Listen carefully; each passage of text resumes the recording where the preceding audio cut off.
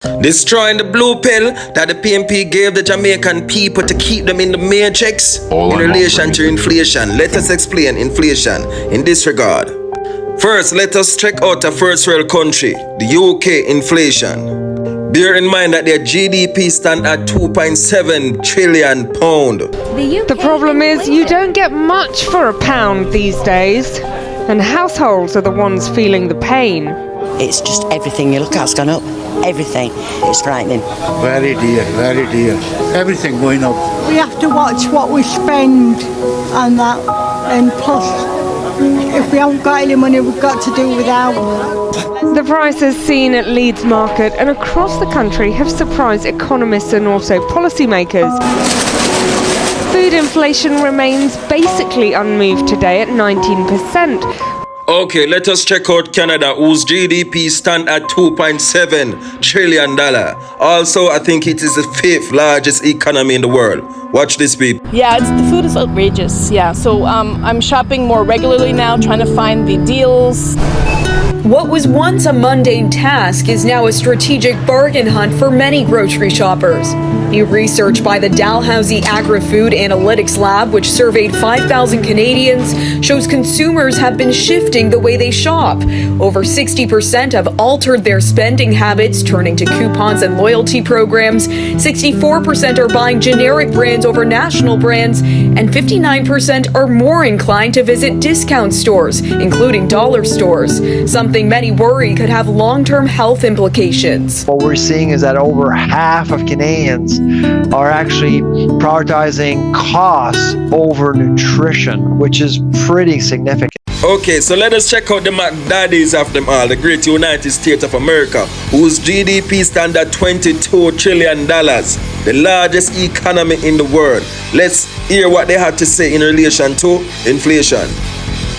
American consumers are feeling the pinch when it comes to the cost of food. According to the USDA, consumers spent more than 11% of their disposable income on food in 2022.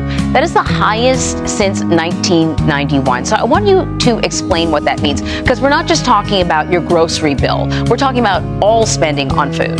So this is really a metric that's about the share of our disposable personal income, which USDA tracks, and which recently was at essentially a 31-year high. And this is, food, the share of our personal income that we have spent on food has really been broadly declining for many, many years. And then in 2022, the latest, the date that we have available, the latest available data for, we really saw a spike. And that the truth is, Jamaica, this is the truth, like I really just sang. Hear this.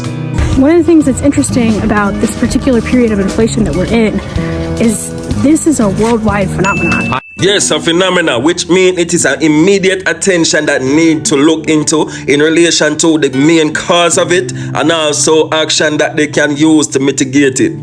Until then, the external shocks from these powerhouses of a country will affect poor little Jamaican supply chain, causing us to have external inflation. But what is external inflation?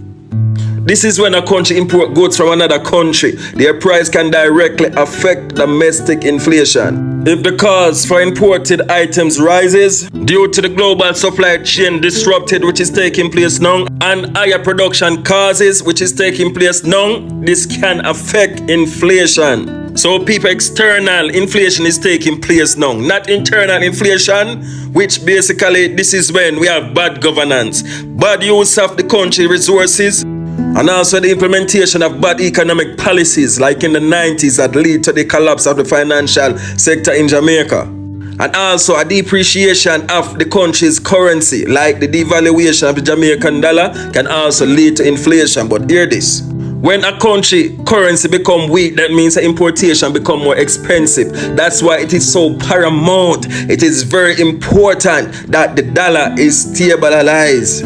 And on paper, it is only the JLP that does that. Again, on paper and record, it is only the JLP that does that. An example where the exchange rate was unstable and become weakened and inflation wrecked us was in the 90s, where literally the economic system crashed. The financial system of Jamaica crashed, the third worst financial wreck in the world. third only to Indonesia and Argentina. Jamaica was experiencing inflation rate of up to 77%. That's crazy. So in summary, people, food prices is high everywhere around the world. It is something that the entire world, not only Jamaica, is facing.